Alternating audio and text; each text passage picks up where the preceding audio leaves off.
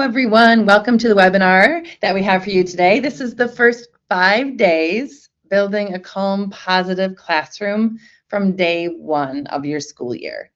My name is Kim Harding, and I'm a learning specialist at the Van Andel Institute for Education, and I'm very excited to get to spend some time with you today. So here we go. So there I am there. My name is Kim. We are joined today by Robin, and Robin is going to be kind of behind the scenes, helping us out if we need it, and just there for support. You want to say hi, Robin? Hi, everybody. I hope you're enjoying your summer. Thanks for joining us today.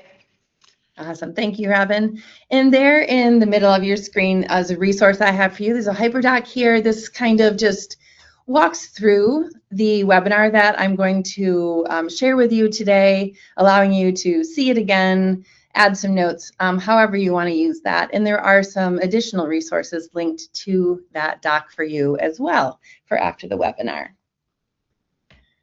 All right, so I told you I was from the Van Andel Institute for Education, and we are located in Grand Rapids, Michigan, an incredible place with a lot of passion, a lot of curiosity. We are part of a bigger organization, a biomedical research institute called the Van Andel Institute. And in our little part of that, we do curriculum development and delivery for K-12 programs for educators and families. And we do all kinds of fun stuff, after-school programs, summer camps. We do teacher PDs. We have an incredible summer conference that just took place. And we also do mobile field trips into classrooms, and we have classrooms that come to us throughout the school year. So really fun place to be where we can get hands-on and just let our curiosities fly. This webinar is sponsored today by a really incredible resource. It's the Educator Studio from the Van Andel Institute, and this is a huge collection of strategies and resources for teachers that were all written by teachers. So here at Van Andel Institute for Education, we are all experienced teachers. We love teaching. We love teaching teachers and sharing content. And this Educator Studio is just a culmination of all of the things that we have put together to share out to other teachers to make your life a little bit easier in the classroom, save you some time, and help you to be creative. So thank you to the Educator Studio for sponsoring us today. All right, I would love to know who is here today so I can make sure I'm talking to the correct audience. So if you wouldn't mind taking just a moment to let me know what grade levels you teach, I would really appreciate that. All right, Kim. Okay, I'm going to give it about 5 more seconds as they keep rolling in here. Wonderful. All right. So it looks like we have kind of everyone represented today, but we have the highest K2 at 39%, followed by 6-8 at 36%, and then 29% 3-5, 21% 9-12, and then 11% other. Wonderful. Thank you, Robin. And thank you, everyone, for giving me that information. That's very helpful as we move forward today. So why the first 5 days matter so much? I just want to start by addressing these they're just so important. So the first one I want to share with you, students decide when they walk through your door very quickly whether they are in a safe place where they're going to be able to trust the adults and the other people in that room, and if it's going to be a calm or chaotic situation. I've been working with students for a little over 30 years now, and that first chunk of time you have with these kiddos can make or break your whole school year. I learned that rather quickly as a new teacher, but just knowing that as soon as they walk through your door, they are making judgments of your classroom, of you, and what it's going to be like in your room. Another one is the habits and routines in the relationships that you're able to foster in that first week or two of school can really set your whole entire school year up for success, and not just success, but to really enjoy your school year together with your students and have just a good time together while doing all of the learning that you need to do. And then just keeping in mind that being intentional about these first few days, weeks, and even maybe into a month is really going to save you time down the road. And if behaviors pop up and you have a relationship with that student, many of you know that is just, it sets you up to be able to take care of that behavior issue and carry on without damaging that relationship that you've already fostered. And my big 5 here on the side underneath it, it's the first 5 days to set the rest of the year, 175 more to go after this. So the importance of this first 5 days just being laid out in a calm and positive way is really powerful. So some big ideas here, 3 pillars that we're going to hit on today. We're going to hit on relationships, just making that connection with our kiddos before we expect them to comply with the things we need them to do in our classroom. And then the second of the 3 is routines. So putting those routines in place, building that structure, rather than having just like that rigid black and white environment where you're just expected to do this because. And then lastly, the readiness. So if we prepare the kids, they are going to be able to be calm enough and feeling safe enough to free up any of those anxieties or unknowns, so they can put all of their energy into learning. All right, so I have another question for you. To add on to what grade levels I'm speaking to here, I would love to know how long you've been teaching. Is it your first year? Is it your 20th year? So if you'd mind just another second here, letting me know how long you've been teaching. All right, they're coming in pretty quick. I'll do another 5 seconds and we'll shut it down. Great.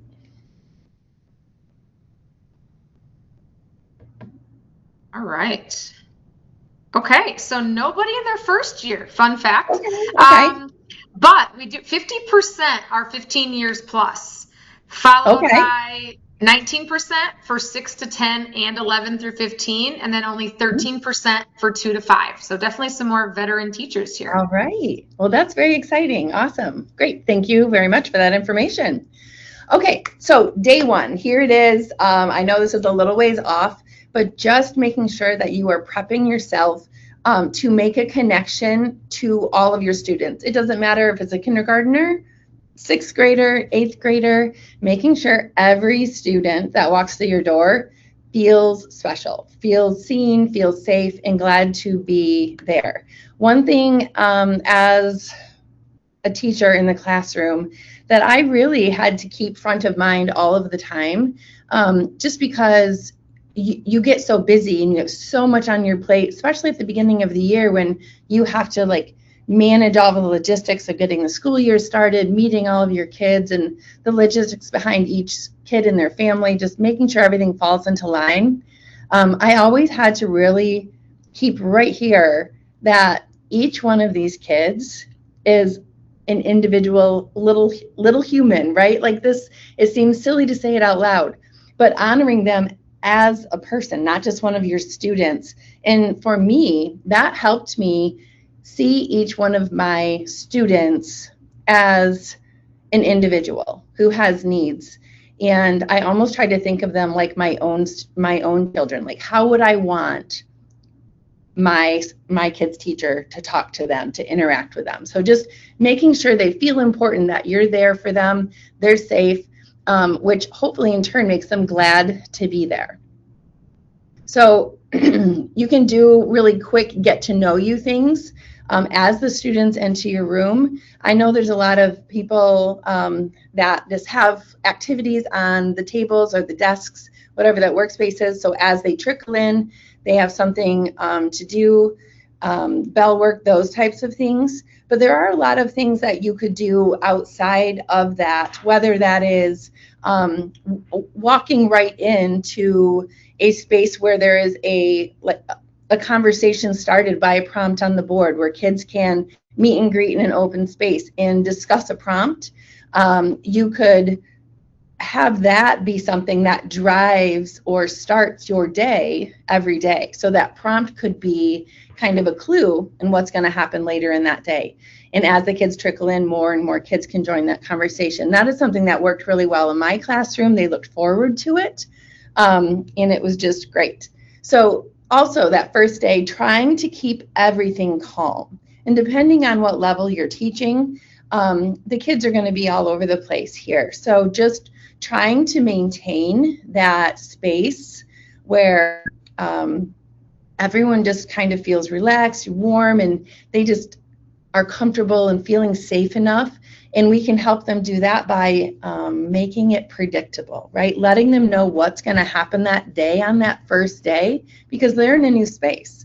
So letting them know what's going to happen that first day, giving them maybe some time checks. In 10 minutes, we're going to stop doing this, and then we're going to move here and do this, just so they know what's coming next in this very first day of school. So they don't have to worry or wonder. And then classroom circles. These are a favorite of mine. You could open the very first 10 minutes of your school year with a community circle or a classroom circle. You could sit, you can stand, and you could do a one-word feeling. You could all sit and ask everyone to share one word about how they're feeling on that first day of school. And something about circles, they can be very brief. They can be 5 or 10 minutes. And like I said, they can just be a standing circle. So you don't have to have a big wide open space. And you could do it a few times a week. You could do it every day, whatever your classroom needs to keep that togetherness there and that calmness there. And using simple prompts, those one words, how you feel, you can use these circles to set the tone for the day in a different way. But it's important to keep them consistent. So build a routine around your circles. So when the students come to a circle, they know what to expect. Something that I like to add to a circle is a talking piece. I've used things as simple as an index card to a pencil to a stuffed animal. And that you need to have that in your hand before you're able to talk. And this ensures that everybody gets to share what they have to say and no one gets interrupted. And then everyone participates in a circle, including you. So you are part of this community, right, as the teacher. So it's important when you sit down or stand in these circles that everyone is participating, that you're on an even ground there. All right, second day of school. You've built some connections on that first day, and now we really have to get into teaching those routines. And we have to do that explicitly. We have to model them. We have to be verbal. We have to hit all of those different learners. But most importantly is not ever assuming that they already know something. Yes, maybe they were in your school last year, but they just had a whole summer off. So we cannot assume that they already know the routines that we're expecting of them. So really treat them as they've never heard it before. So we want to model those routines step by step. We want to practice as a whole class before we let them go off independently. And a really impactful way to do this, to practice this, is to give both examples and non-examples of how a routine should work, right? Even if it's something as simple as transitioning from one class to another. So you could have students role play this. You could have some groups show non-examples and some groups show examples of how this should be done. Now, just in my experience, all the kids are going to want to do the non-examples because those are super fun, right? Because they get to be a little bit naughty and do it the wrong way. But it's important for the kids to see both sides of that, and it makes it a fun way of doing it as well. So, teaching routines. While we are doing this, some questions, some things to keep in your mind as the teacher. Just to make sure they understand the words you are using. Sometimes our school gives us materials about routines that we need to teach, and maybe it's even scripted in some cases. I know it was for me at some of the schools I worked at. But making sure your kids know the vocabulary, the actual words you are using, so they're not trying to figure it out while you're continuing to talk about how that routine needs to happen. And then do they know where to find the things or the places that you are teaching them about at that time? If we don't give them all of that basic information, they're going to be trying to figure that out in their minds while you're telling them how the routine needs to play out.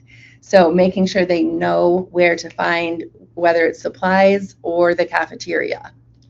And then the next one, do they know the people you are talking about? So when you're teaching these routines, and maybe you're talking about Miss Adams, and they don't know Miss Adams is the music teacher, but you just keep saying Miss Adams. So make sure they know who you are talking about, what they do at the building, even where they can be found.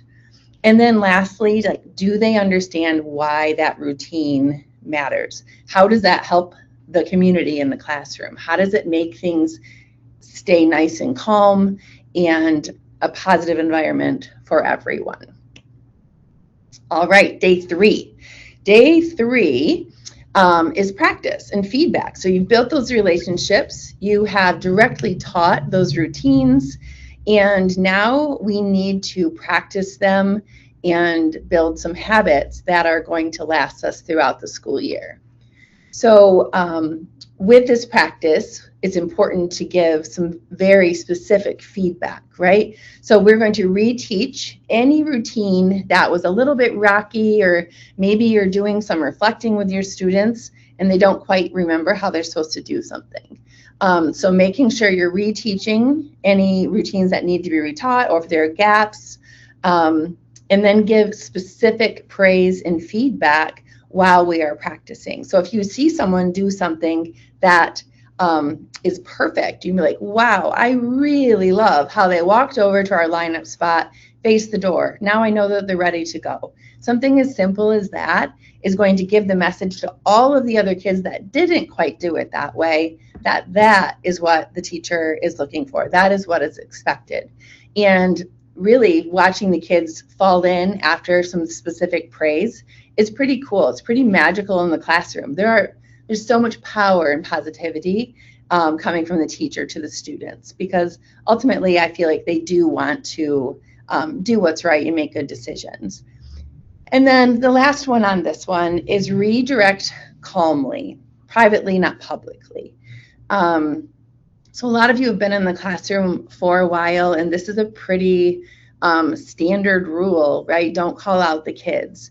Redirecting calmly can be done, right, out to the masses, and then having that more pointed conversation with individual kids, if necessary, privately.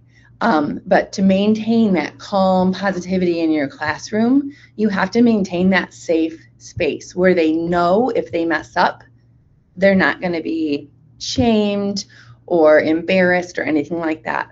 So maintaining that calm demeanor for a teacher allows your kids to feel safe, and then in turn they will remain calm. All right, day 4, community and ownership. So students by day 4, they're starting to feel a little bit more comfortable. They've made those relationships, they learned the routines, they've been able to practice them and fill in those gaps where needed. And it kind of starts to feel like a place that they belong to, a community. So we want to make sure that we are continuing to support that community growth in our classroom, and just building those relationships up. And a common way to do that is assigning those classroom jobs and roles. I oftentimes, when picking those classroom jobs and roles, will really get the students involved. I let them make the list of jobs that they think we need in the classroom. They get to vote on those. You really kind of turn it into something where they can have ownership over that. And then people can apply for those jobs. And then the people who get those jobs are assigned. And it is just an involved process where everyone's got some say. Co-creating, so working with your students to create a simple classroom agreement or a classroom contract. Again, if we write it all out and post it on the wall, they are never going to look at it. If it's something that they have a say in, they have input on how they want their classroom to be, how they want it to feel, how they want things to be handled, they are going to be much more likely to stick to that and be a part of that and help support that and remind people like, hey, in here, this is what we all decided we're going to do. You could also, for this community and ownership, try quick team building activities periodically to just keep the vibe light and keep people connected. So you can do all kinds of things for these. I love the this or that debates that you can do of getting kids to realize, oh, well, other people are in here have the same views I do. So if you're not familiar with the this or that debates, you can just put a line down the middle of your room. It doesn't have to be a physical line. You can just say this side is this and this side is this. So you could say, do you like oceans or mountains? And they will go to that side of the room, and then they'll turn and talk to the people who have the same love or passion or whatever they decide.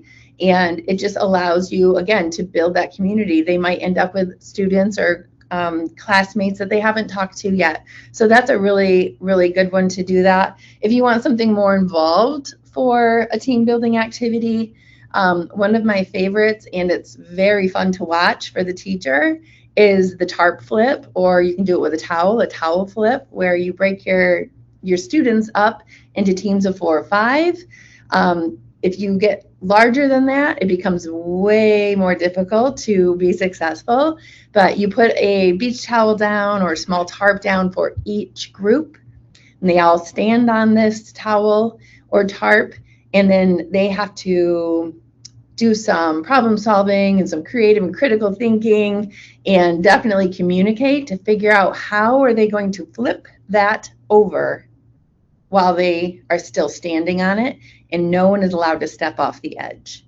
And this really can bring your kids to a new level with communication, because they learn very quickly if they don't share their ideas and just try their own thing without communicating it, they will never succeed. So that is one of my favorite activities for team building, which is really fun to do as well, like I said. And then even in this day, on day 4, you could do classroom circles, right? Bring them back together. You could process whatever you feel like would be pertinent to them, important to them. Maybe it's something fun. Maybe it's something like, what do you think we still need to work on this week before the weekend? So just coming together, sharing their thoughts, their voices, and continuing to build that trust. Going back to my second point on this one, those co-created class agreements. Our sponsor today, the Educators Studio, they have a really awesome resource that I just want to share with you guys. If you go to that Educators Studio, you're going to scroll down to the bottom and you're going to find a section called Timely Topics. Those timely topics are great resources for small amounts of time, but they have a featured one in August called Crafting Our Classroom. And that Crafting Our Classroom is all about building classroom community, which is exactly what I'm talking about right now. But if you click that open, there's a version for K2, for 3.5, and 6.8.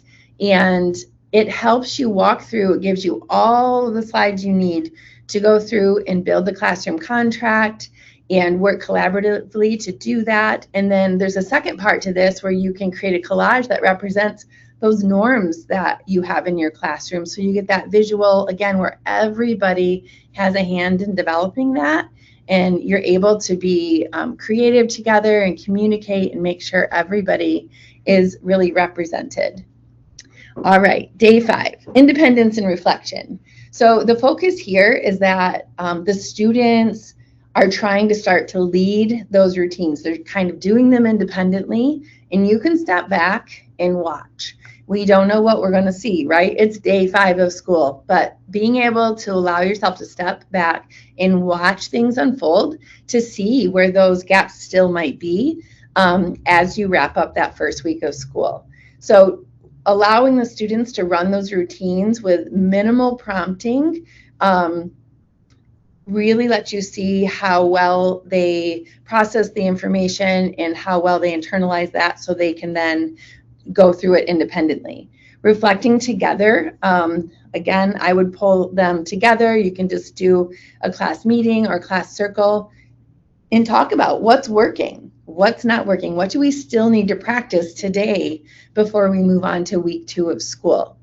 And then trying to end that week, end day 5 before you leave with something positive. What went really well that week? What was one thing that really stood out, maybe for each kid, maybe one person they met, that made them feel really good that week. So something to celebrate, something positive to end that first 5 days of school. All right, and then I have 3 principles that I want to go over with you as we head toward the end of the webinar here. The first principle is relationships before rules. There is a quote out there, I didn't put it on here, but kind of paraphrase, kids don't care about your expectations until they know you care about them. And 100% true. You build these relationships up, you create that connection, and that is the foundation for everything else you do. If you don't build that foundation, it's going to be hard to build anything right there with that student. Principle 2, teach, don't just tell. So routines are skill, right? We have to practice these. We have to model these and making sure it's interactive, that it's a teaching situation, not a poster on the wall situation. So really getting the students involved. And then the third principle, consistency prevents chaos. So behavior problems shrink when expectations are clear, they're taught, right? They're modeled, they know exactly what to expect, and they're followed through on. So that consistency with your kids of you being that steady, calm force that they can count on to follow through with everything is very securing for those kiddos. And they're just going to know if something goes off base a little bit, or if you're having a bad day, they're always going to know that because of your consistency, you're going to be able to handle it. And you guys are going to be able to keep rolling and everything's going to stay calm and under control. So some common pitfalls to avoid with trying to get this school year off the ground. Those first 5 days, trying to keep it calm and positive. So my first pitfall is too much too fast. So if we're trying to pour out every single rule, every single routine all in one day, that can get a lot. So start those routines. There might be a couple you have to hit on day 1 during that relationship building community time, but then starting those routines, really hitting them on day 2, and then just building on those for the rest of that week. Another pitfall, assuming they already know, we discussed this one, but it is very important that your students know what you're talking about, who you're talking about, where it is. So don't assume that they know anything. Treat them like they are a brand new student, because they are a brand new student in your classroom. So that's kind of hard to do when you see kids that you're familiar with from maybe the hallways from the year before, but they are new to your classroom space. So try to honor how they might be feeling, where everything in their mind is brand new. And then compliance over connection. So relationship has to come before we can start getting these students to bend and sway with our rules and expectations and comply with the things we need them to comply with. So a 5-day roadmap, I just quick put together for you guys. It's very visual. So that first day, you're connecting. Second day, teach. Third day, practice. Fourth day, you're belonging. You're all there together as a community. And then the 5th day, hopefully they're owning it and they feel like that space is theirs and they are ready to go forward. All right. And you don't need to figure it all out by day 5. Most of you are veteran teachers and you know this, it takes time, but just knowing that you have a plan and a calm, clear start could really lay the best groundwork for you as you start your school year off. And with that, I really want to thank you for coming today. keep that roadmap handy if it's something that is useful for you, that you think it would help you start the year off in a calm, collected, positive way. You could start small by picking just one thing to try. And lastly, if you have any questions for me or curious about resources or needing support, please reach out to me. I'm very happy to chat with you, to help you work through things. I am here if you need me. And here is my contact information. But I want to say thank you for your time today, and I hope you enjoy the rest of your day. Bye-bye.